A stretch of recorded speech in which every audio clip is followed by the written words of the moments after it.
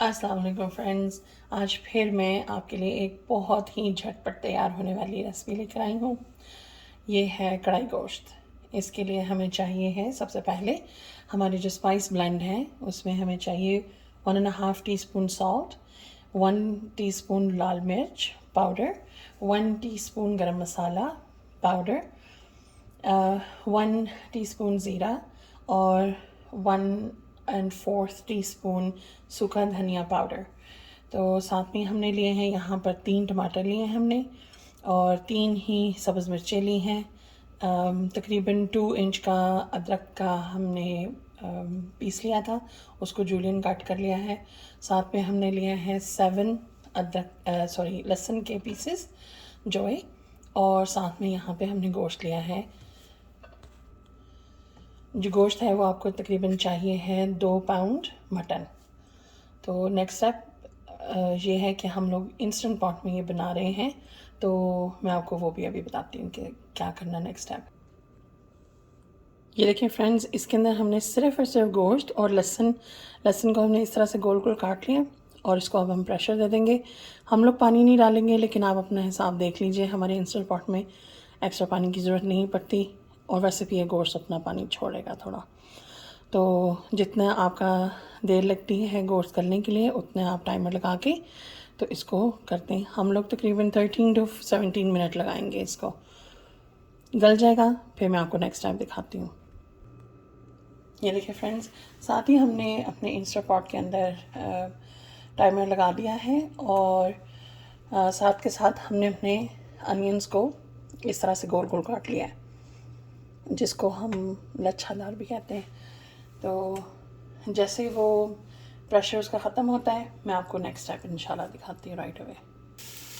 ये देखें फ्रेंड्स, यहाँ पर हमने चूल्हा ऑन कर दिया है।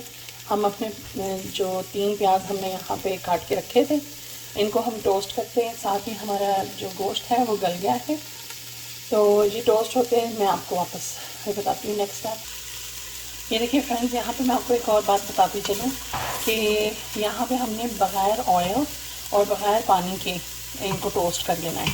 ये देखिए, आप देख रहे हैं ये ना ज़रा से रोस्ट से हो रहे हैं, तो ये वो जो फ्लेवर आता है ना कढ़ाई का फ्लेवर सा होता है एक स्मोकी सा, वो ये आराम से आपको देंगे। ठीक है, तो बस ये ऑलमोस्ट डन है। मैं आपको नेक्स्ट अभी बताती हूँ इसका। ये देखें फ्रेंड्स, हमने यहाँ पर जो टोस्ट हो गए थे तो उसके अंदर वो जो गोश्त का पानी एक्सेस निकला था गोश्त में से, वो पानी हमने इसके अंदर डाल दिया।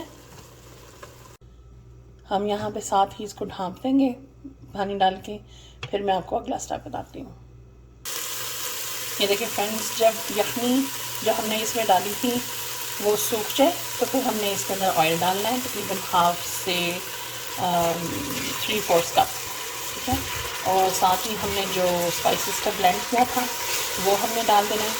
फ्रेंड्स, यहाँ पे मैं आपको बताती चलूँ, अगर मैं यहाँ पे रेसिपी बताते हुए कोई मेजरमेंट भूल जाती हूँ आपको बताना, तो डिस्क्रिप्शन बॉक्स में आप उसको देख सकते हैं, क्योंकि वहाँ पे मैं सारी आराम से लिख देती हूँ। तो अगर यहाँ पे कुछ मिस कर दूँ तो काइंडली आप डिस्क्रिप्शन बॉक्स में चेक कर लें। साथ ही हमने जो है इसके अंदर सारा गोश्त डाल देना है।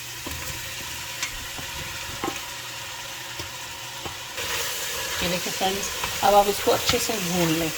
याद रहे फ्रेंड्स कि ये ऑलरेडी हमने इसको बॉईल दे दिया हुआ है, तो ये ऑलरेडी गल गया हुआ है। तो हमने बस इसको इस पॉइंट पे भूनना है ताकि इसमें सारे मसाले अच्छे से बस जाएं। फिर अगला स्टेप मैं आपको इंशाल्लाह बताऊंगी बाद में। ये देखिए फ्रेंड्स, हमने तकरीबन 3 से 5 मिनट इसको अच्छे से भून लिया। अब इसकी बहुत ही प्यारी खुशबू आने लग गई है।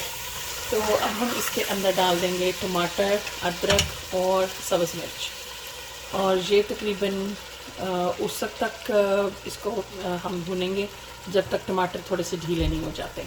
फिर मैं इंशाल्लाह आपको अगला स्टेप दिखाती हूँ।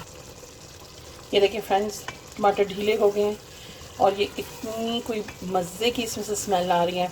आई विश आप लोग इसको स्मेल कर सकते हैं। मैं इसको डिश आउट करती हूँ और आपको फाइनल रिजल्ट दिखाती हूँ। ये देखिए फ्रेंड्स, हमने यहाँ पर अदरक और थोड़ी सी मिर्च लगा के इसको गार्निश कर लिया है। आप चाहें तो फ्रोज़न धनिया भी डाल सकते हैं या फ्रेश डाल लें, it's all up to you. आ रहा है ना इसको देख के आपके मुंह में पानी?